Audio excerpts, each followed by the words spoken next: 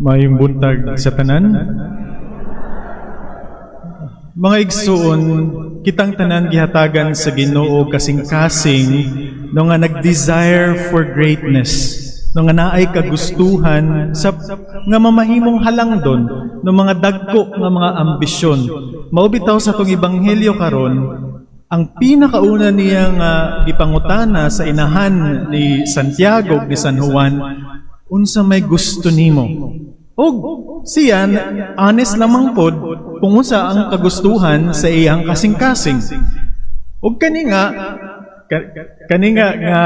kagustuhan mao ang pagpataas sa ilang kaugalingon.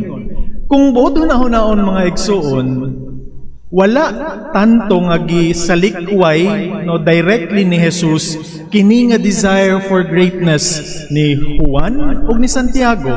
No wala siya miingon og dili. No niya gidili ang kini nga ambisyon ni Juan ug ni Santiago.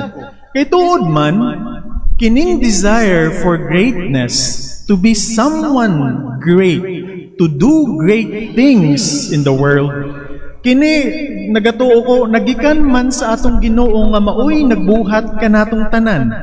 Ang Ginoo nga halangdon, ang Ginoo nga maoy pinakalabaw sa tanan.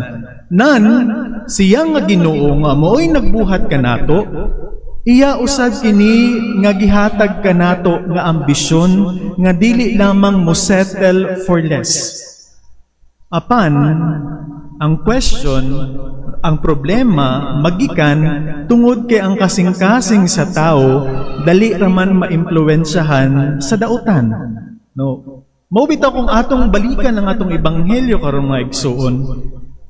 Wala gidiretsyo nga gidili ni Jesus ang ilang kagustuhan sa ilang kasing-kasing. Apan iyaha kining mo ning ginatawag nato nga redirection.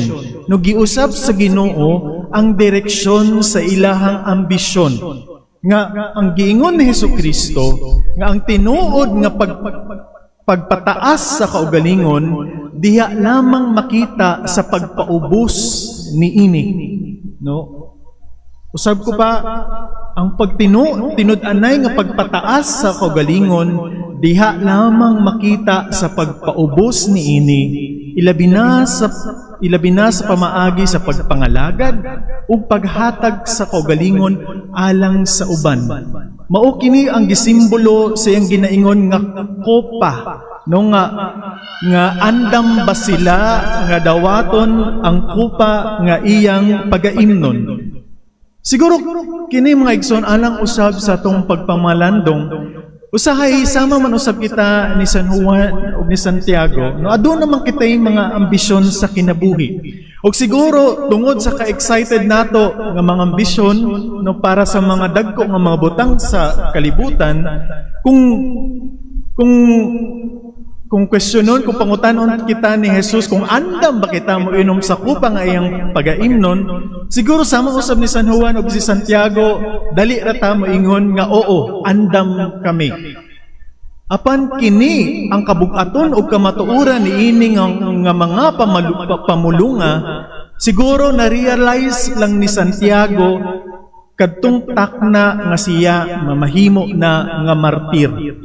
Nga tinud-anay nga ang simbolo, ang kamatuoran sa kopa nga giinom ni Jesus, na adtong taknaa siyang pagkamartir, dito niya nakita ang kamatuoran ni ini, nga dila lamang ang tinud-anay nga pag-inom sa kopa, mao ang pagsimbolo sa sakripisyo nga nagauban sa tinud-anay nga pagpangalagad ug faith kang Kristo. Ug mao kini usab ang gipakita sa atong mga santos nga karon atong gi-enthrone ang ilang mga relics. Na diha si Saint Peter Torot, usa ka katikista, na dinha si Don Bosco, isa ka pare, ug na diha ang iyang isa sa mga disipulo ni Don Bosco, si San Dominic Savio.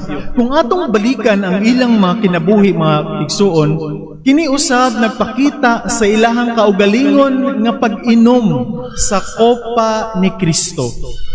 Kung atong balikan si Don Bosco, siya usa ka pare nga Italiano nga maoy nag-alaga sa mga badlungon nga mga kabatanunan sa Torino, no?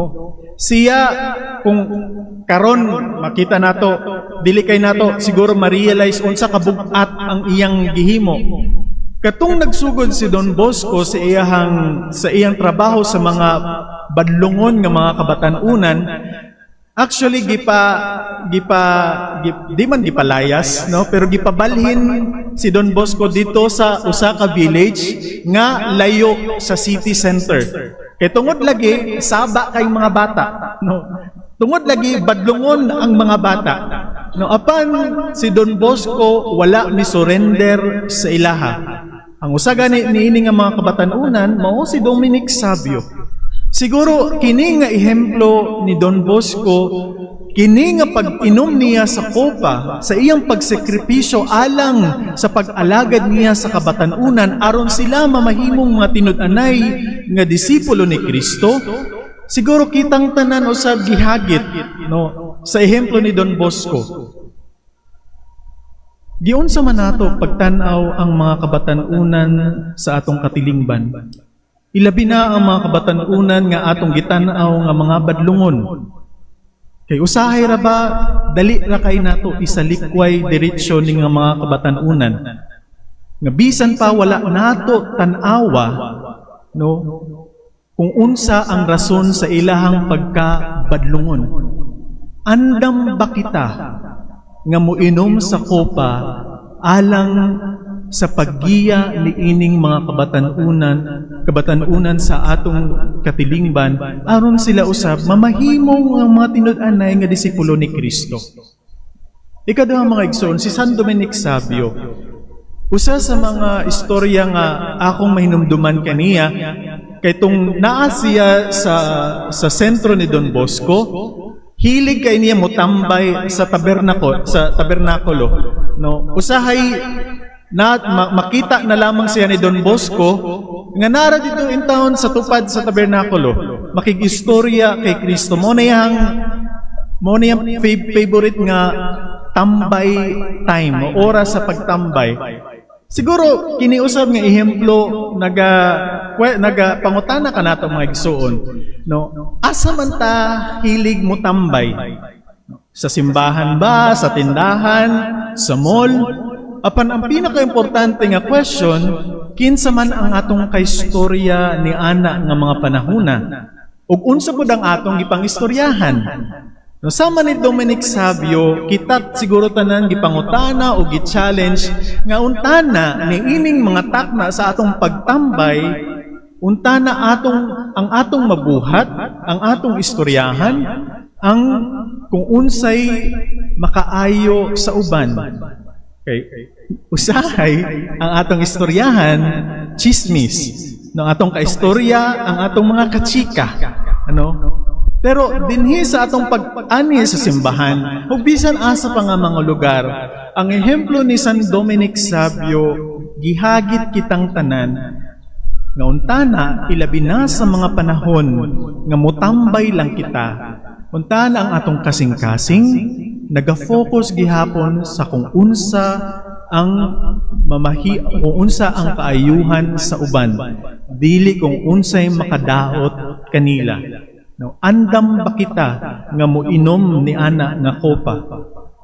Ug sa katapusan mga igsoon, ang kopa nga giinom ni San Peter Turot, no, pinakauna nga santos gikan nga lumad sa Papua New Guinea. Siya usa ka katikista ug tinud-anay nga kaabag sa mga pari nga MSc sa Papua New Guinea. Kay noong nagtagalog kaniadtong panahon sa mga Hapon, no, persecuted ang simbahan sa Papua New Guinea. So ang mga pari wala sa masimbahan. Pero si San Peter Turot, no, isip usa ka kaabag sa mga pari natong panahona, iya andam niyang giinom ang kopa sa pagsakripisyo sa pagpangalagad sa iya nga mga sama nga mga Katoliko ni atong lisod nga mga taknaa.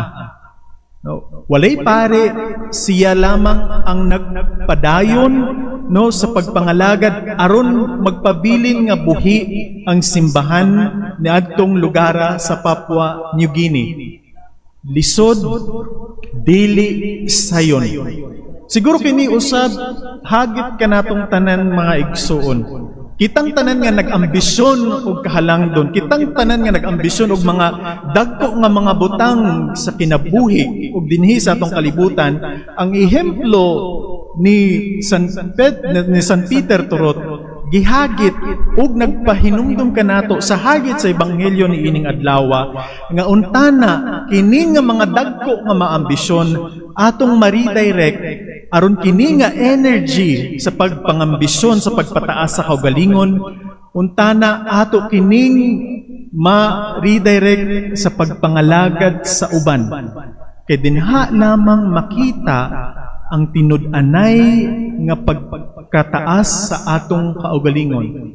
So siguro niining atong santos nga misa no isip ilabi na sa pangaliya ni Santiago, ilabi na unya sa pagdawat nato sa lawas ni Kristo. Sa Ginoo nga naghatag ni ining nga desire to be great, ato untanang hangpangayuon sa Ginoo ang grasya nga kining desire, ambition to be great, untana ato siyang masundan. Pinaagi usab sa ehemplo sa atong mga santos ug ni Santiago, untana kitang tanan sa mga gagmay nga pinaagi, ato usab mapakita ang tinud-anay nga pagtaas sa atong kagalingon diha sa pagpangalagad dili lamang sa simbahan apan usab dinha sa tagsa-tagsa nato nga mga kinabuhi ug sa atong mga kaugalingon ug sa uban pa nga atong mga igsuon. Hinaot pa.